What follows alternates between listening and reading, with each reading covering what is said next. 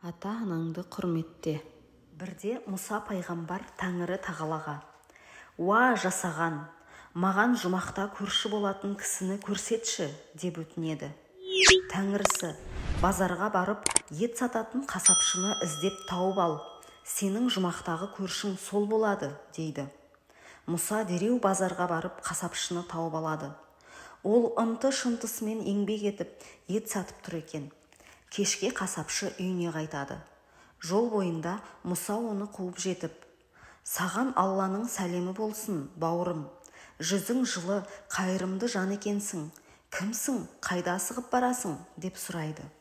Жігіт: «Менің кәрі сырқат шешем бар. Оны бағып қағу менің мойнымда. Күнде үйге қайтарда малдың жылы жұмсағын, өкпе бауырын алып барып, оған ас әзірлеймін. Шешем ауқаттан кейін күнде маған: «Балам, сені Тәңір жарылқасын. Маған қылған қызметің Құдайдан қайтсын. Ертең жұмақта Мұса пайғамбардың көршісі бол» деп үнемі дұға қылатын дейді. Мұса жігітке риза болып: «Уа жаратқан, ата-анасын сыйлаған адамның бәрін менің көршімнен қыл» деп дұға етіпті. Бұл туралы Миғраж сапарында да айтылады. Мұхаммед пайғамбар Миғражда бір топ адамдарды көреді. Олардың түрлері сондай ұсқынсыз, ауыздарында бір тіс жоқ, құлақтары жырық, мұрындары пұшық, көздері қысық, қол-аяғы шидей жіңішке, бірақ қарны қампиып кеткен.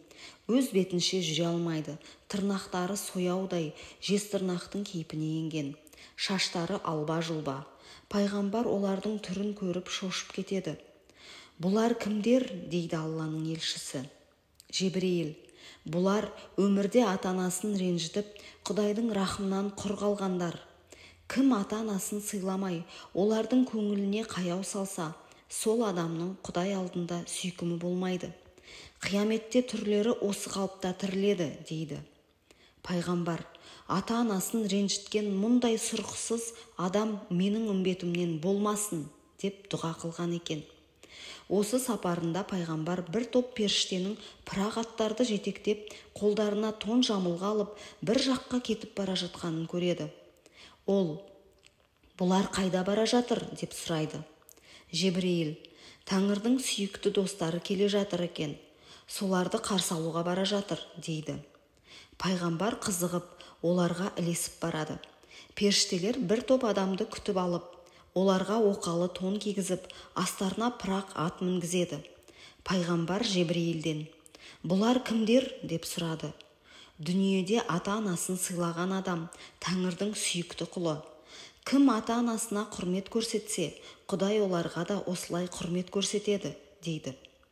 Пайғамбар: «Ата-анасына құрмет көрсеткен адамға мен де ізет көрсетемін» деп олармен сәлемдесіпті. Олар да пайғамбармен құшақтасып қауышқан екен.